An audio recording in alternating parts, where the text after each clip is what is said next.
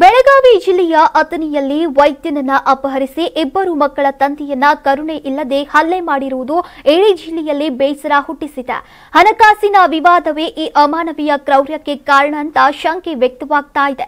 ಈ ವೇಳೆ ಪೊಲೀಸ್ ಇಲಾಖೆಯ ನಿರ್ಲಕ್ಷ್ಯವು ಬಹಿರಂಗವಾಗಿದ್ದು ಜನತೆ ಆಕ್ರೋಶದಲ್ಲಿದ್ದಾರೆ.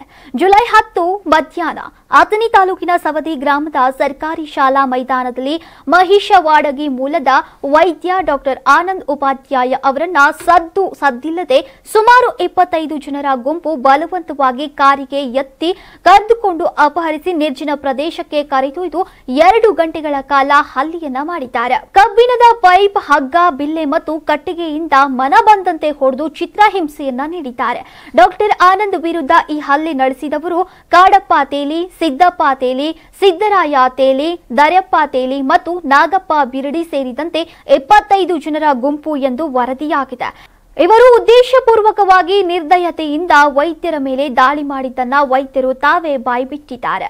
2018ರಲ್ಲಿ ಡಾಕ್ಟರ್ ಆನಂದ್ ಉಪಾಧ್ಯಾಯ ಅವರು ತೇಲಿ ಕುಟುಂಬದೊಂದಿಗೆ ಸೇರಿ Shri Padmavati international school ಎಂಬ ವಿದ್ಯಾಸಂಸ್ಥೆಯನ್ನ ಆರಂಭಿಸಿದ್ರು.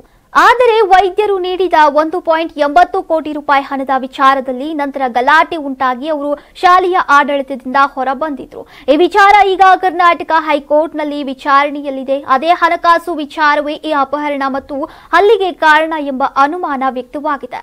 ಅಥಣಿ ಠಾಣೆಯ ನಿರ್ಲಕ್ಷ್ಯಕ್ಕೆ ಕುಟುಂಬಸ್ಥರು ತೀವ್ರ ಆಕ್ರೋಶವನ್ನ ವ್ಯಕ್ತಪಡಿಸಿದ್ದು ಬೆಳಗಾವಿ ಜಿಲ್ಲಾ ಎಸ್ಪಿ ಡಾಕ್ಟರ್ ಭೀಮಾಶಂಕರ್ ಗುಳೇದವರನ್ನ ಭೇಟಿಯಾಗಿ ಅಧಿಕಾರಿಗಳನ್ನ ಅಮಾನತು ಮಾಡಬೇಕು ಅಂತ ಒತ್ತಾಯಿಸಿದ್ದಾರೆ. ನಾನು 86 ಕೆಜಿ ಇದ್ದವಳು 71 ಕೆಜಿ ಬಂದಿದ್ದೀನಿ. ವಯಸ್ಸಾದ್ಮೇಲೆ ಸ್ಮಾರ್ಟ್ ಆಗಿ ಕಾಣ್ತೀರಾ ಅಂದ್ರೆ ಜಿನ್ನಿ. 126 ಕೆಜಿ ವೇಟ್ ಇದ್ದು ನಾವು ಈಗ 114 ಕೆಜಿ ಲೆಕ್ಕ ಬಂದಿದ್ದೀವಿ. ಯಾವುದೇ ಸೈಡ್ ಎಫೆಕ್ಟ್ ಆಗಿಲ್ಲ. 84ರಿಂದ 50 ಕೆಜಿ ಬಂದೆ. ಆಮೇಲೆ ಸಣ್ಣಗೆ ಫಿಟ್ ಆಗಿದ್ದೀನಿ. ಅದಕ್ಕೆ ನಾನು ಯೂಸ್ ಮಾಡ್ತಾ ಇರೋದು ಜೀನಿ ಸ್ಲಿಮ್.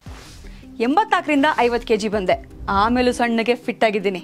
ಅದಕ್ಕೆ ನಾನು ಯೂಸ್ ಮಾಡ್ತಾ ಇರೋದು ಜೀನಿ ಸ್ಲಿಮ್. ಸಣ್ಣ ಆಗಕ್ಕೆ ಜೀನಿ ಸ್ಲಿಮ್ ಯೂಸ್ ಮಾಡದೆ ಹೆಲ್ದಿನೂ ಅದೇ.